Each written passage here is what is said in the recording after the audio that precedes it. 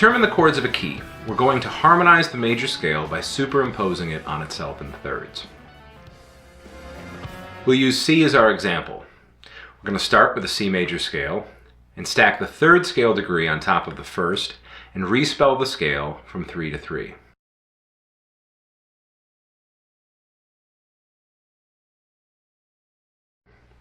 Next, we'll go up another third to the fifth and stack the fifth on top of the first and third and respell the scale from 5 to 5. If you've watched the other videos on this channel, you remember that the major triad is 1, 3, and 5 of a major scale. In my harmonized major scale, I have major triads on scale degrees 1, 4, and 5. So here we have the first, third, and fifth of the C major scale, and here the first, third, and fifth of the F major scale, and here the first, third, and fifth of the G major scale. As briefly introduced in our video on the major scale, link below, a third is the distance of 2 whole steps. Now more specifically, we'll call that a major third. A minor third is a half step below my major third, so the distance is smaller, and hence the name minor third. So the major triad 1, 3, 5 contains a major third, whereas the minor triad 1, flat 3, 5 contains a minor third, or a flatted third. So, for example, the D major triad would include pitches D, F sharp, and A. And the only difference in the minor triad is that the third scale degree is 1 half step lower, F natural in this case. And that's exactly what we find here on the second degree of the C major scale, the D minor triad. I have minor thirds and thus minor triads on scale degrees 2, 3, and 6. Since relative to D, these intervals are 1, flat 3, 5. Relative to E, 1, flat 3, 5.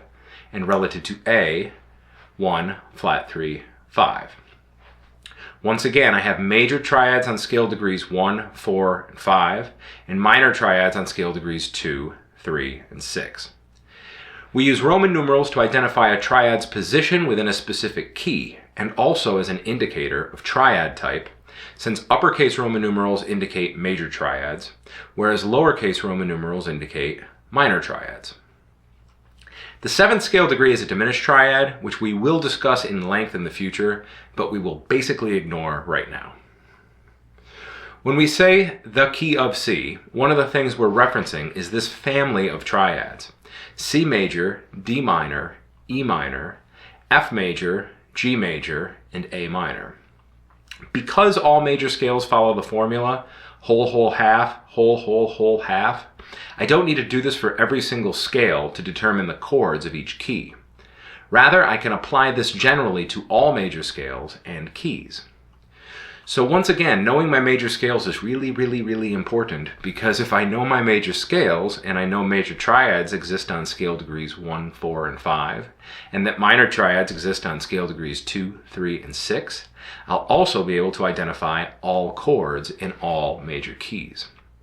So, the chords that are possible within the key of G would be G major, A minor, B minor, C major, D major, and E minor.